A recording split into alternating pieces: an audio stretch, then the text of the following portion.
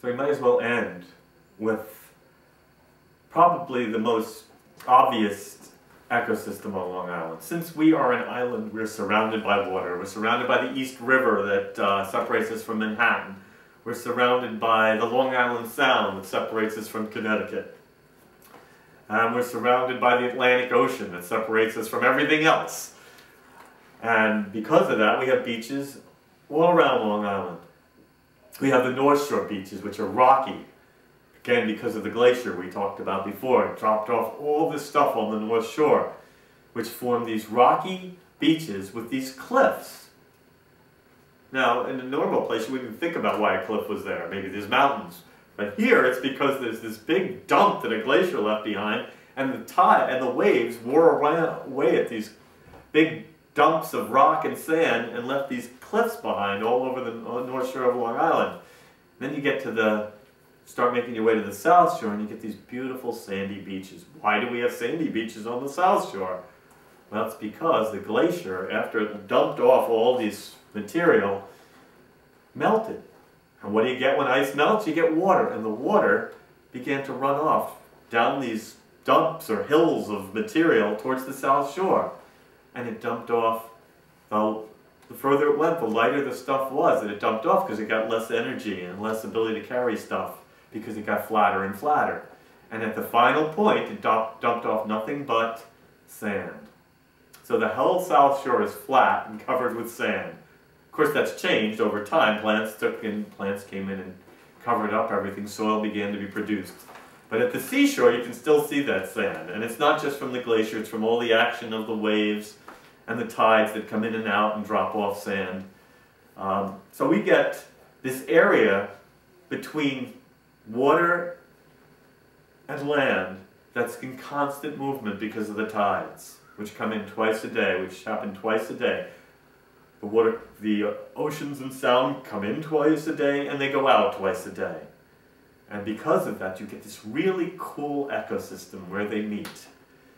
You get life that has to be able to survive half the day out of water and half the day in water, which means it has to be uniquely suited to survive under those circumstances. And we're talking about sea creatures mostly, creatures that live in salt water.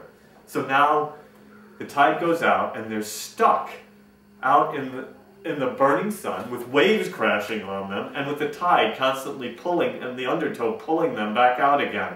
So they have to find ways to stay there. Now on these sandy beaches, there isn't much choice. You either go out with the waves or you dig under the sand like crabs and surf clams and marine worms. They go underground to protect themselves from getting washed away and protect themselves from the heat and protect themselves from being dried out by that heat.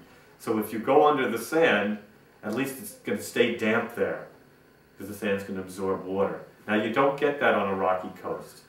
Maybe some of the animals escape, but a lot of them are relying on these rocks to cling on to. So even if they stay on the rocks, there's no longer water there all the time. Now the sun is beating down on them and stealing all the water from them. So they find ways to trap water in their body.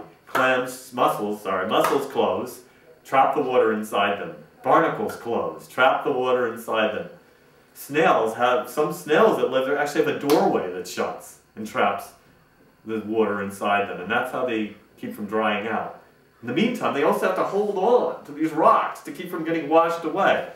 So snails use like a suction to hold on. Barnacles have a glue. Mussels have these threads that they produce that grab around rocks and things and each other to keep from getting washed away.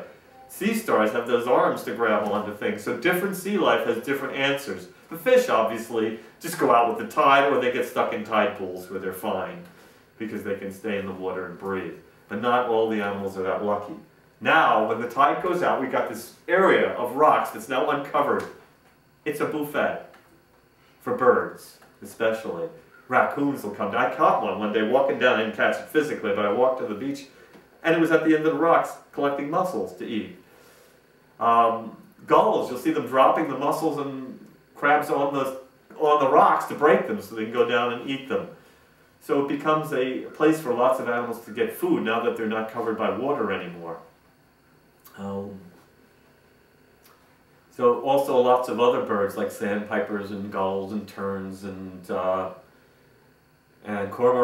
Cormorants are kind of cool, ancient birds that have to dry themselves off by sticking their wings out. Every other bird has oil just about that it puts all over its wings to dry out, but not cormorants. They stand there like this until they dry off or fly off. So the seashore is so unique because it's such a tough habitat or ecosystem for animals to live in. And plants. Seaweed has to get a hold, whether it's by actually getting its roots around rocks.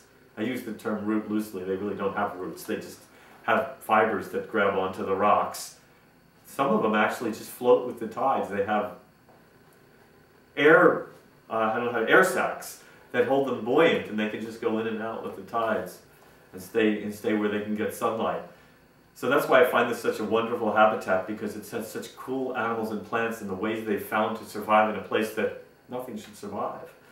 And they found a way. And remember Jurassic Park, life finds a way. And that certainly happens at the seashore.